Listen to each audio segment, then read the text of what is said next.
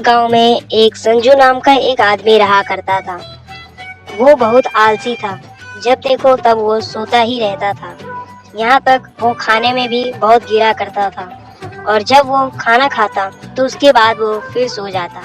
ये देखकर उसकी पत्नी सुषमा उससे बहुत परेशान रहती थी। एक दिन सुषमा अपने पति से कहती है, अरे जी सुनते हो, मेरी थोड़ी सी तबीयत खराब है, तुम बाजार से सब्जी ला दोगे?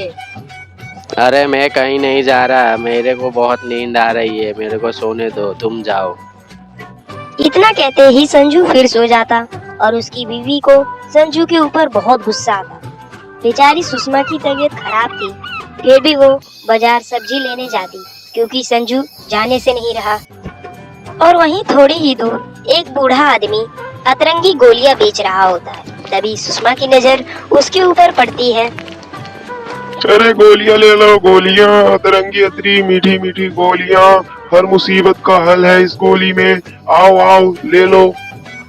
तभी सुषमा थोड़ा सोचती है और कहती है, अगर इस अतरंगी गोलियां में मेरे लिए कोई सुझाव हो तो ये गोलियां मुझे ले लेनी चाहिए। तभी सुषमा उस अतरंगी गोली वाले के पास जाती है और कहती है, क्या इस गोलियों में से कोई ऐसी गोली है जो आलस को दूर कर सके और बहुत मेहनती बना दे? हाँ हाँ क्यों नहीं, जरूर है ये। मीठी गोलियां एक एक करके खिलाओ, फिर इसका चमत्कार देखना। पर हाँ ये याद रखना, इस गोली में एक से ज्यादा इसे मत खिलाना। अगर तुमने इसको एक से ज्यादा खिलाया तो इसका गलत असर पड़ सकता है, इसलिए जरा ध्यान रखना। ठीक है, मैं ध्यान रखूंगी। कितने की है ये गोलियां? सिर्फ 10 रुपए की। तभी सुषमा वो गोलियां ले लेती है और अपने घर चली जाती है।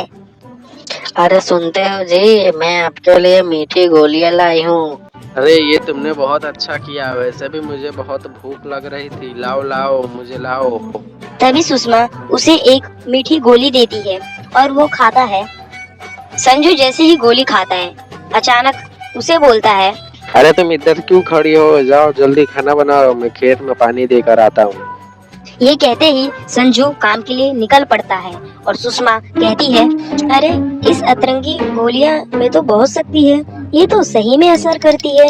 अच्छा हो, भगवान करे ऐसा ही चलता रहे। संजू अपना काम पूरा करके वापिस आता है और कहता है, अरे सुषमा कहाँ हो, मुझे बहुत भूख लग रही है, मेरे लिए खाना निकाल दो। तभी संजू की नजर उस अतरंगी गोलियों में पड़ती है और वो कहता है, अरे पता नहीं सुषमा कब आएगी, वो एक बार चली जाती है तो जल्दी वापस भी नहीं आती है। एक काम करता हूँ, ये मीठी गोलियां है यही खा लेता हूँ।